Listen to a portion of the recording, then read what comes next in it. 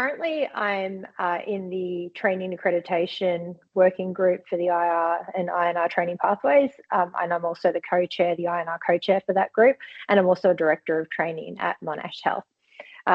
The training accreditation working group co-chair role involves leading a group of interventional radiologists and interventional neuroradiologists in developing a set of standards for the sites that will be delivering the newly developed IR and INR training curriculum.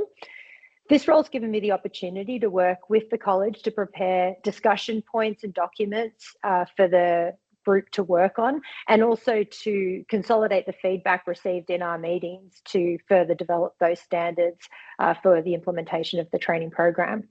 As a director of training, I get the opportunity to help facilitate the RANZCR training curriculum to the radiology registrars at Monash Health. And I'm really lucky that that's the largest training site in Australia. So this role sees me, along with my fellow directors of training, have a role in selecting trainees for the training program, ensuring that they're meeting their milestones, and also offering pastoral care, particularly when the trainees encounter challenges during their training time.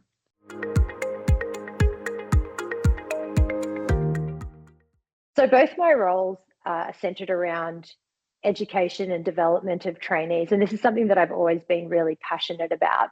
I was inspired to take the director of training role because in some ways I saw an opportunity to be like the Dumbledore for radiology registrars, being able to give guidance from my own experiences, offer support, and to help shape the way that the training was delivered. And this is something that I felt very fortunate to have the opportunity to do.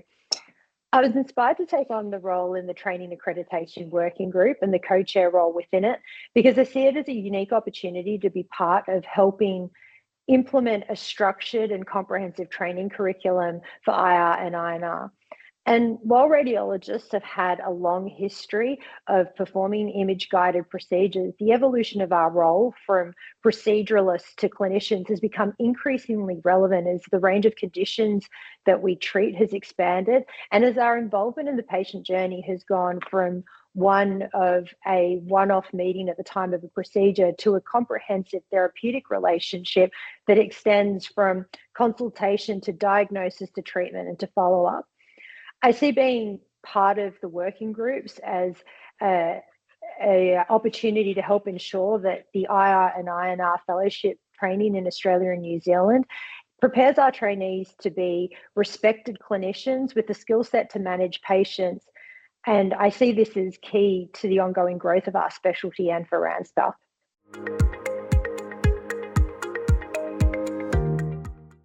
So for the last 13 years, I've been part of the Monash Health Radiology Department. And in that time, I've been really lucky to develop both a clinical and an academic career. I've been fortunate to be part of the INR group at Monash that has evolved the delivery of neurointerventional services through the development of our comprehensive mechanical thrombectomy service, through our dedicated outpatient clinics and our specialty MDTs. And I've been really grateful for the opportunity to run and lead first-in-human trials. And this has all been made possible by the great team that we have at Monash and the collaborative nature of the people that I work with. But if you ask me what achievement I'm most proud of, well, that's pretty easy. The achievement that I'm most proud of is that of our trainees, the radiology registrars and the fellows, and knowing that I, along our amazing team that I work with at Monash Health, have had the opportunity to play a small part in helping shape the future generation of diagnostic and interventional radiologists.